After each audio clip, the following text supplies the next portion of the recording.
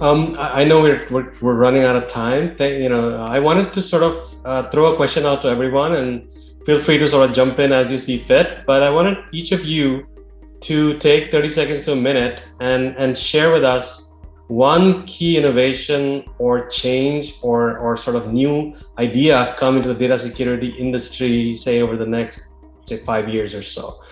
Evgeny, do you want to start or go in any order that you like? Yeah, so. Definitely. So one part we've been talking for the last 40 minutes is digital transformation and security controls as well.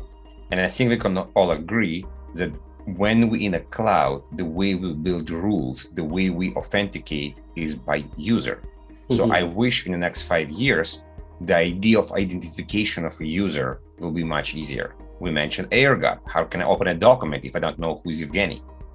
So I want this part to be solved much easier with biometric or any other ways.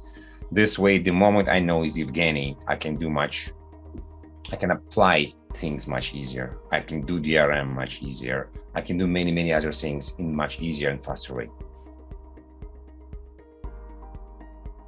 That's it.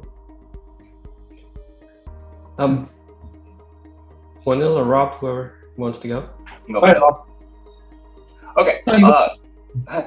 For me, it's tying in the promise of IRM into a workflow, right? Because that's one of the biggest things is at scale is where we struggle with that, right? It's good kind of large sweep, go thou shalt, yes, no, but being able to tie it in so that individual business use cases can be applied, thought of, applied, and tested, and put forward, and that it isn't this management nightmare on, do I allow this? Do I block this? Do I make it easy for my employees to control where data is going?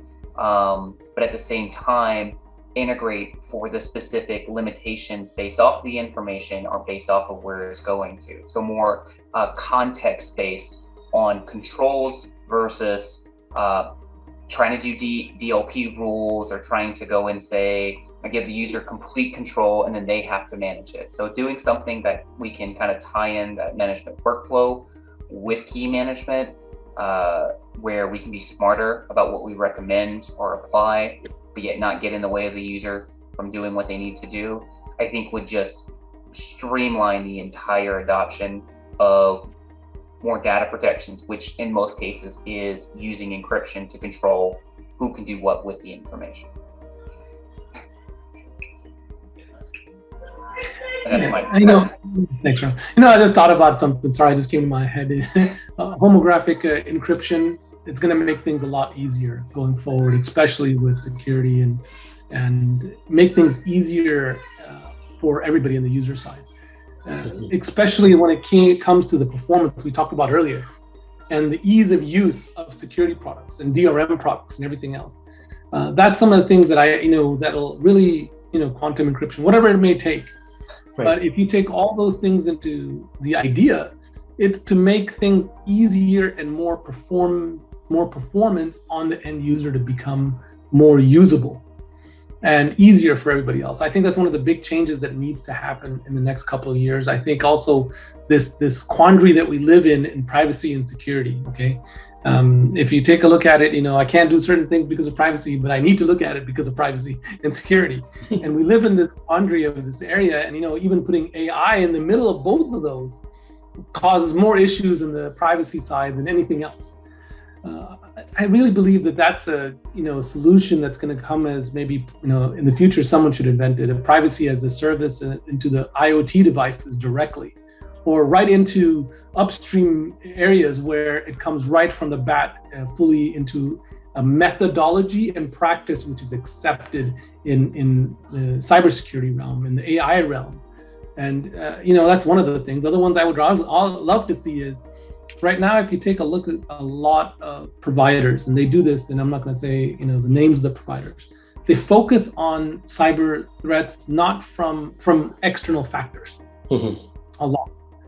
They rarely focus it on data-centric protection, right? And data-centric perimeter. And what I mean by that, you take a look at the algorithms that they write.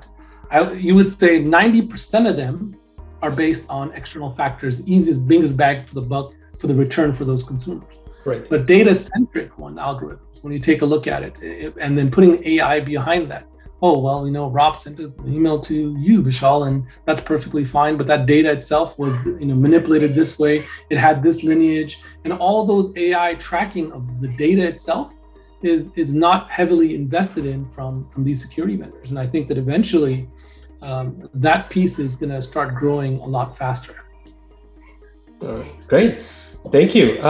Ladies and gentlemen, you heard it here first. All these new innovations that are going to come down the pipe. And thank you to all the panelists for taking time out of their busy days and sharing their thoughts with us. And I'm hoping that Seclor will continue to partner with all of you to bring some of these innovations to light one of these days.